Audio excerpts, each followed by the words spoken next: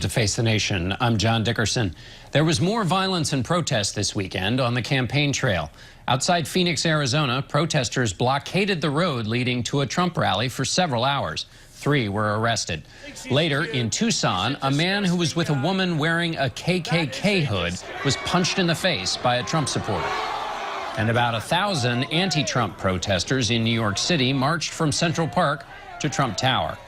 All of this activity is picked up as Donald Trump seems headed towards his party's nomination. Trying to stop that in a more peaceful way is Governor John Kasich of Ohio. We spoke with him earlier. Governor, in order for you to get the nomination, you would have to win more than 100% of the remaining delegates. So how are you going to do it? Well, first of all, nobody's going to have the delegates they need going to the convention. Everyone will fall short. And the convention, by the way, is an extension of the political process. So what will happen is people will go there with a certain number of delegates. We will go into Cleveland with momentum. And then the delegates are going to consider 2 things. Number 1, who can win in the fall? And I'm the only one that can. That's what the polls indicate. And number 2, John, a really crazy consideration, like who could actually be president of the United States. And I think when they take a look at my record, both in Washington and in Ohio, with the job growth, the wage growth, reforming the Pentagon, and then he can understand that I have the crossover appeal, I think I will be picked. So I don't think anybody's going to get there with the delegates that they need to win. Why shouldn't the person who goes into the convention, if they don't have the majority of delegates, but if they're well ahead, why shouldn't they get the nomination? You know what? It's like one of my daughters said, well, I had an 86 and my other friends had less than that, so I should get an A. So we got rules, sweetie. You got to make a 90 to get an A. In other words, we've got rules as to how many delegates you ought to get. And if you go in way ahead, you're likely to be picked. But what's interesting is in the 10 contested Republican conventions, you know that the leader going in only got picked 3 times? And again, John, I have to tell you that who's going to win in the fall? Who's going to beat Hillary? These other folks can't win. They can't win Ohio. I can tell you that. But in addition, look at the resume. Look at the record. Who actually can fix this country? Who can get us moving again, both domestically and with foreign policy? So that should be a consideration now. It's not much of one, to be honest with you. But when we get to a convention, see, because I was there when Ronald Reagan actually challenged Gerald Ford. Can you imagine how many people were mad at Reagan? But his message mattered. He came close. He ultimately became one of the greatest presidents we've ever had.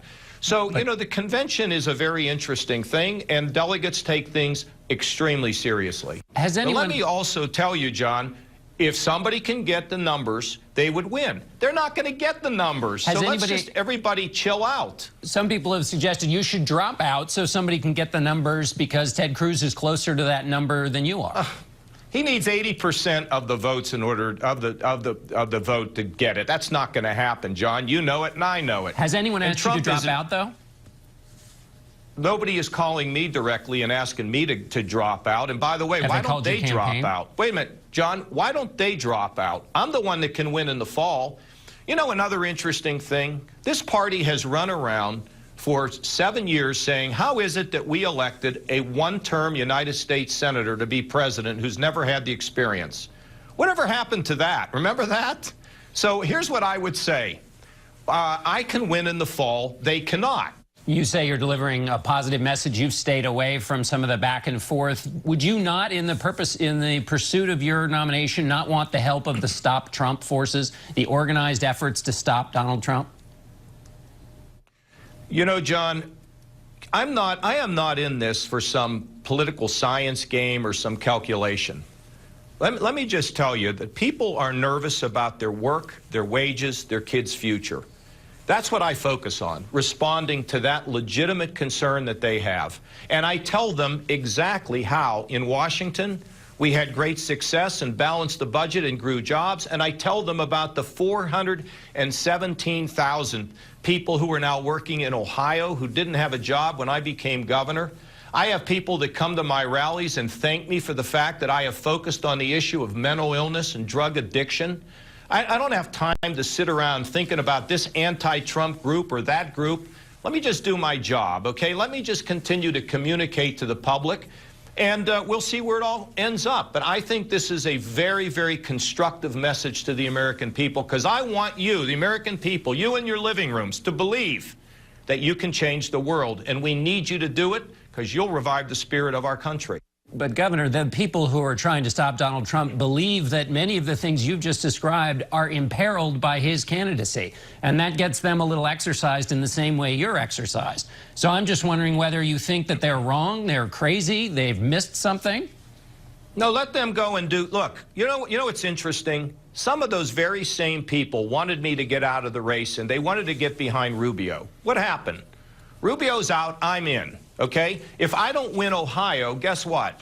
Trump's the nominee. I want to win Ohio. Now they want me to get out? What do you... Listen, these are the same establishment people that have been fighting me my entire political career. And you know what? I'll tell you what's in my mind's eye. The people I grew up with in McKees Rocks, the people that walked door to door for me. We had people from 22 states manning phone banks in Ohio. They came from all over the country to help, because they're hopeful that together we can raise this country. I don't have time to think about all this political calculation in some back room somewhere. Okay, John? I'm just not doing it.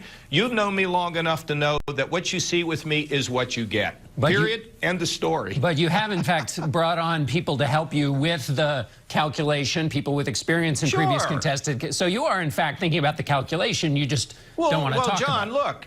Look, wait a minute. First of all, the convention is an extension of this process. Of course I want Stu Spencer. Of course I want Charlie Black. Of course I want Vin Weber. Of course I want Tom Ridge. I mean, of course I want the former governor of Utah. I want them all to help me. I know. What do we think? The convention is some sort of subterfuge? It's nothing more than an extension of what we're doing now. And if nobody gets the delegates, which they won't, then we'll have to work. We'll have to work at the convention. And I will spend my time convincing them about my electability and my record. And if they buy it, great. If they don't, I will have done my best. John, I'm perfectly comfortable with this. Let me ask you a presidential question about Merrick Garland, put forward by the president for the Supreme Court. This could be a decision you have to handle. What's your feeling about the way that your Republican colleagues have responded to that nomination from the president? Well, look, I never thought the president should send it, because I knew nothing was going to happen. I mean, frankly, they probably ought to all sit down and meet with the guy. And my feeling is, at the end of the day, whoever gets elected president should be in a position to be able to pick, who they want. And the American people will decide by either voting for Republican or Democrat what the makeup of the court is. I just think that's a process that can unite us, rather than a process that right now continues to divide us. As someone who's talked about unity, would you take a look at Mr. Garland and if you were elected president? Well, he received, overwhelming support, I think, even from Senator Hatch. So, of course, we'd think about it.